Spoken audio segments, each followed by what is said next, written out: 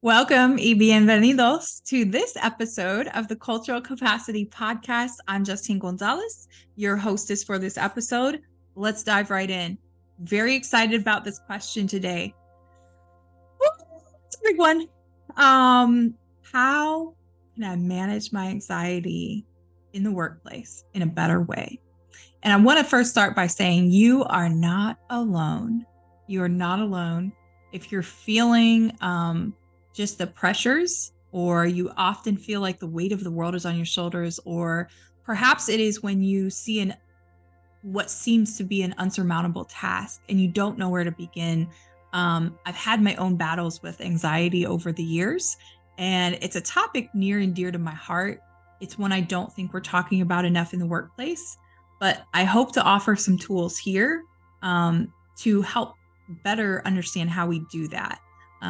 Especially if you are a manager or leader in an organization and you're desperately trying to figure out, I still need to run my company. We still need to consider our bottom line, our impact, how we're creating. But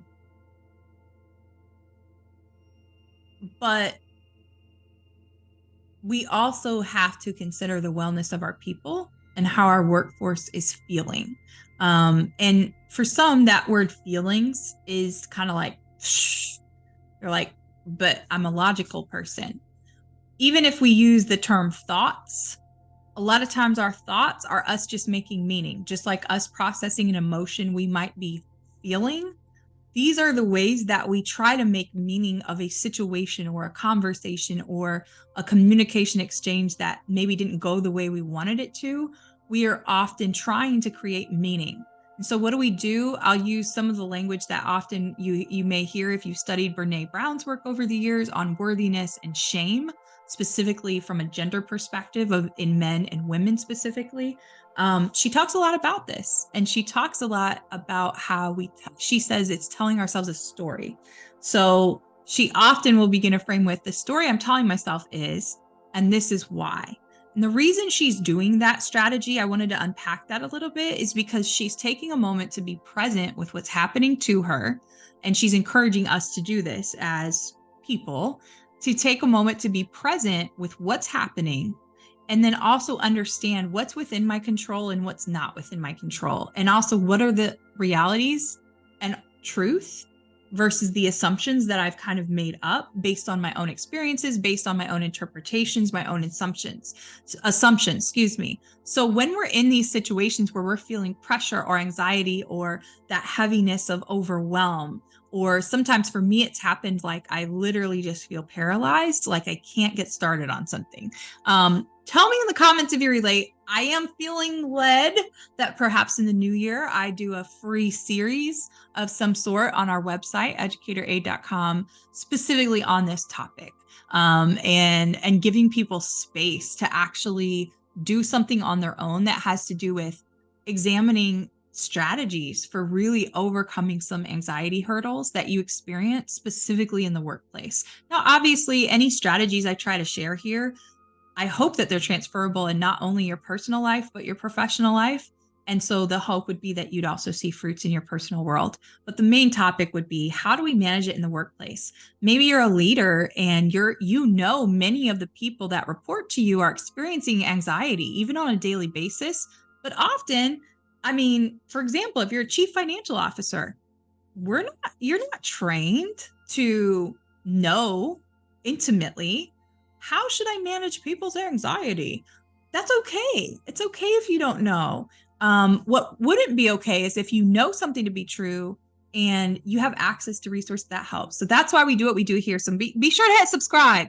And if you haven't, go over to YouTube and subscribe on YouTube if you're listening to this on Apple, Audible, Google, Spotify, etc. Thank you for being here. So let's continue to get compassionately curious about this topic very briefly. I had an incredible expert, and we have him still live. He's the November featured voice, the Dean Hefta, author, consultant, speaker, coach. Be sure to check that out. I will also link that in here. But that is our November featured voice, Dean Hefta. Incredible guest here. And thank you, Dean, for your time. Okay, I want to read from this text. My first text, I'm going to give you 3 recommendations for where I recommend that you start based on the nature of not only unpacking your own distress signals, but also understanding the environment and climate of the world right now. There's a lot of transitioning happening, a lot of shifting happening, a lot of systems that are being dismantled and crumbling in very positive ways. But what happens with change is this. We often forget that change, especially rapid change and transformation, require management of it. Not every human is designed to be okay with just a quick change when it is something so deeply personal and cultural. Our culture is all very personal. Well, if people are used to a certain way of doing things, even if they didn't like it and complained about it, and they're part of an organization, there's going to be a transition time that change needs to be managed. People are going to wonder what happened to the old way of doing things. And if we're not being explicit in how we communicate change and then how we simultaneously manage it, this causes a lot of unnecessary corporate anxiety, literally, for an entire team or an entire department or perhaps an entire company. This is when you often see a lot of people might jump ship from a job, or you see a lot of people leaving one particular place of work. So I think it's relevant that we talk about this, but I also want to give you tools to actually start with yourself.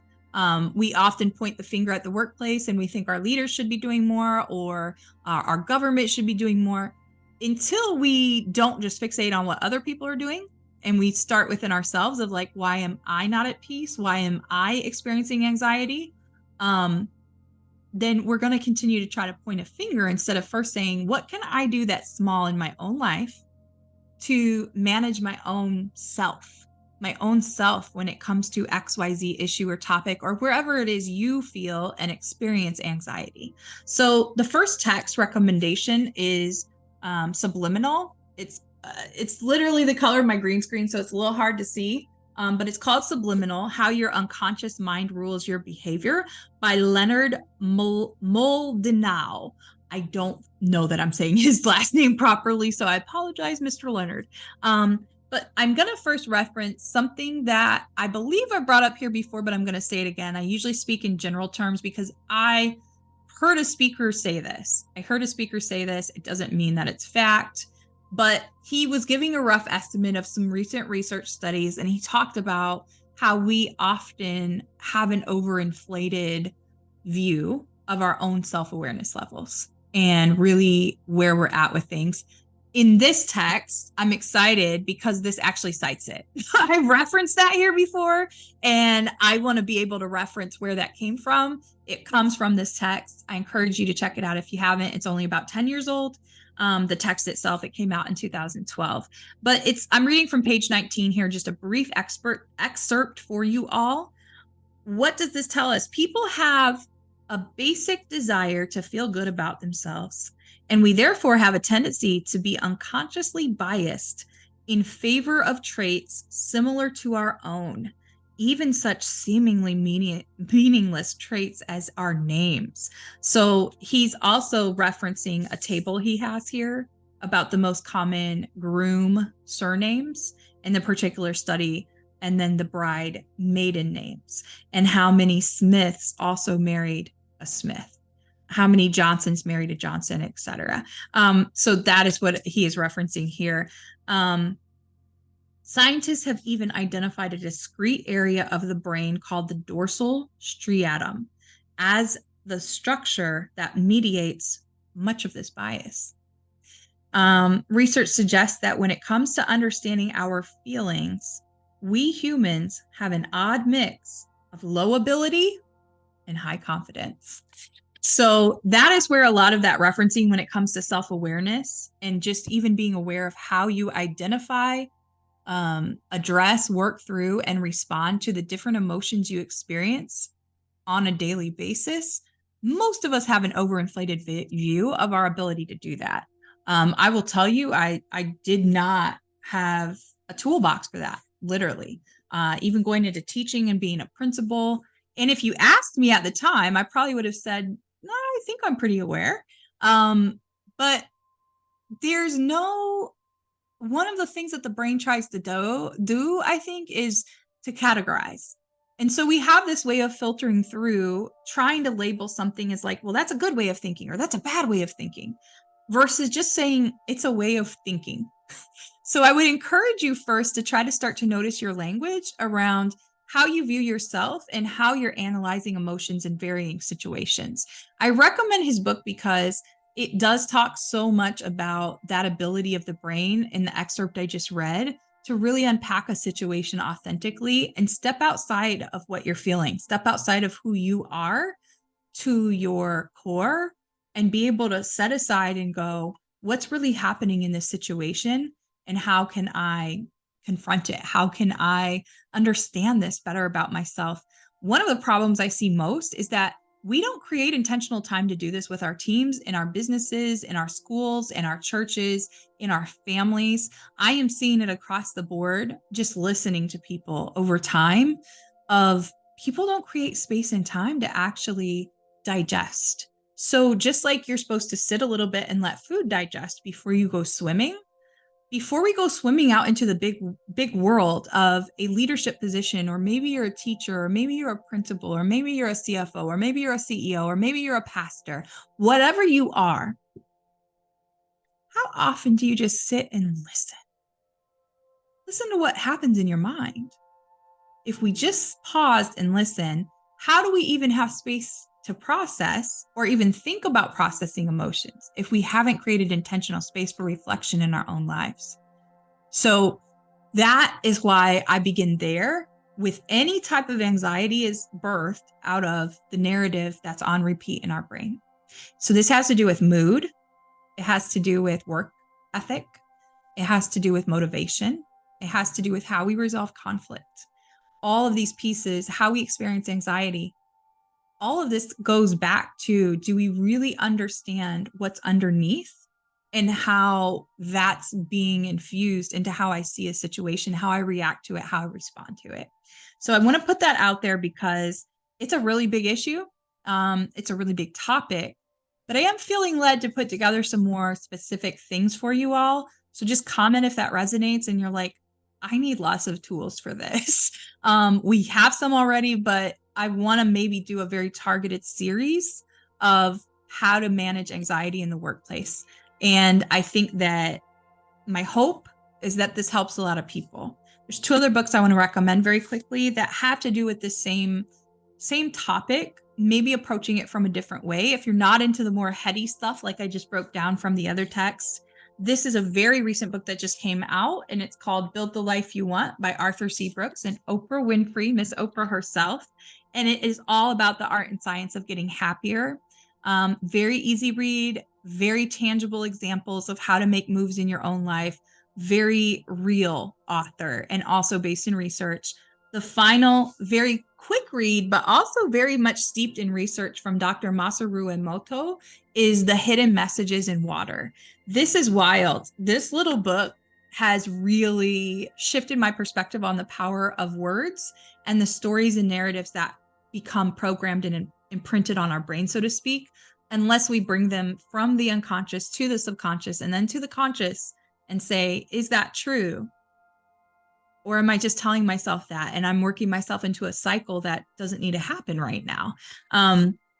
In his book, he talks a lot about the parallels for human emotions and that concept of polarity, and how those mindsets and those emotions, whether negative, positive, they really do impact everything we do, down to the main basis of this was a multi-year study that he conducted creating crystals from water.